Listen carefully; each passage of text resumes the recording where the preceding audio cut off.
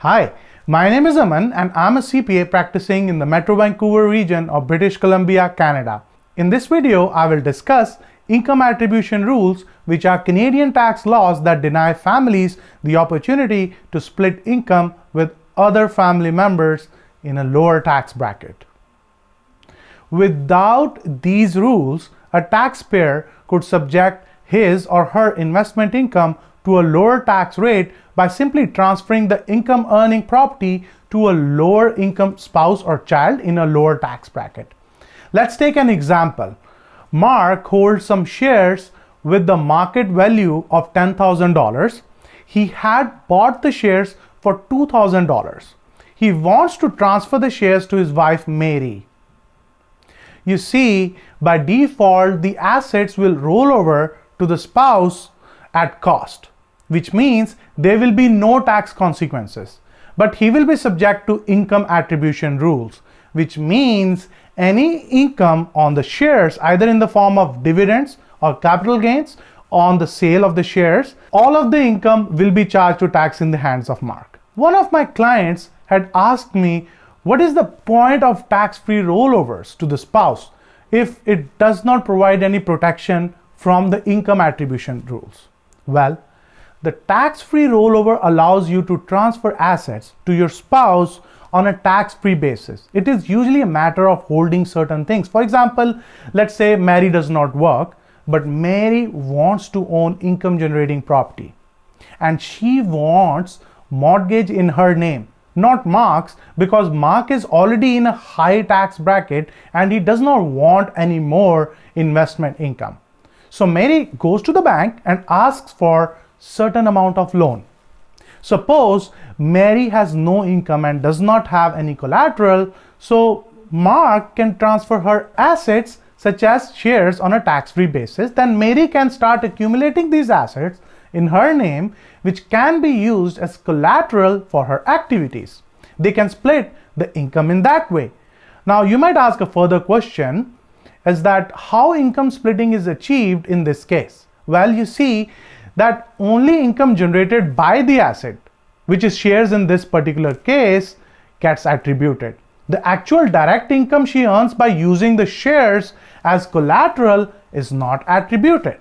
However, suppose he elects out of the tax-free rollover and Mary paid $10,000, which is the fair market value, to Mark. In that case, the attribution might not take place. Let's say Mary plays the dangerous game and only pays $8,000 for the shares. It will lead to double taxation as well. The income attribution rules will also apply to add insult to injury, as the fair market value consideration was not paid. When Mary sells the shares ultimately, let's say $20,000, the cost base is $8,000. This will lead to a capital gain of $12,000. Moreover, the capital gain will get attributed back to Mark, so he has to pay tax on the attributed capital gain of $12,000. Well, double tax will also apply because Mark will be charged to capital gains tax at deemed proceeds of $10,000 with a cost of $2,000 and a capital gain of course, $8,000. So clearly, transferring the assets at less or more than the fair value is never a good idea.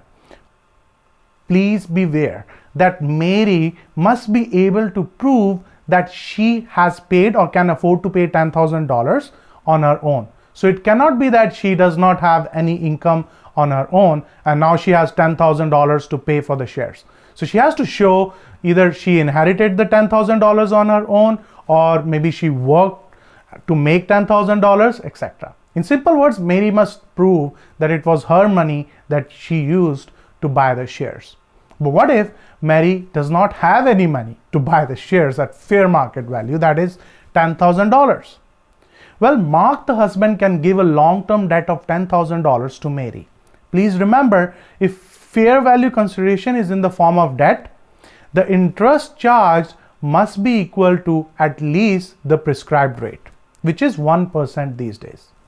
Suppose he specifies the interest rate in the loan agreement. In that case, that will be used to calculate the interest benefit. If he does not specify, then the prescribed interest rate will be applicable, which is now 1%. You see, if Mary does not have the money to pay the interest, no worries. The interest can continue to accrue and let's say at the end of the first year, Mark has to include $100 of the interest income and pays taxes on it. Every year, he will get taxed on the interest income. For example, at the end of first year, the loan will become $10,000 original loan plus $100 interest. So total it becomes $10,100. The good thing is that since this is the interest to hold the investment, Mary will get to deduct the interest on her side because this is an interest expense to hold an investment. Although Mark is in higher tax bracket and he has to pay tax on the interest income, this is only a minor loss. And such a lower amount will never be punitive, especially because he will be saving tax due to no income attribution. So whatever dividends Mary will earn, it will be taxed in Mary's hand. When she sells the shares, the capital gains also gets taxed in the hands of Mary. And she can also pay off the debt to Mark at the time of sale. Done. Okay, so this is why you need a tax planner or a CPA or a tax lawyer, because there are ways to effectively tax plan for these things. Please remember that there are certain requirements related to the loan.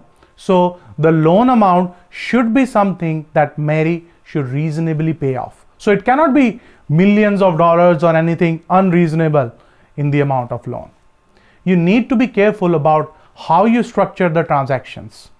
Let's discuss minors. So now let's take the case where Mark transfers the shares to his minor children. At the time of the transfer, there will be capital gain or loss. While the minor holds the shares, Mark will get the income attribution for the dividend, and if he does not gift them and instead enters into a sale transactions with the minor at a value that does not reflect the fair value, double taxation could happen as well. But on the other hand, if he gifts them, you see, it has tax consequences but no risk of double taxation. Please remember that non-arm's length rules still apply in minors cases. So if they did not pay enough, there would be double taxation, or if they paid more, there would still be double taxation. You see, if the non-arm's length minor pays fair value consideration, attribution does not apply. If the shares are sold to minors, they should demonstrate that they could afford to pay fair market value. For example, to get the $10,000 shares, they might have to demonstrate maybe they made money through a summer job or something like that. Regardless of any consideration paid, any subsequent sale of property is not attributed back. That is, if income attribution rules apply, the final sale will not get attributed to Mark in case of minors. So notice that this is unlike the case of spouse, where the final capital gains tax gets attributed back to Mark. Beware that you should take professional tax advice and do not try this yourself if you do not understand the tax rules. If you want to be notified about new tax updates, please consider subscribing to my YouTube channel. Thanks for watching and see you in my next video. Until then, bye.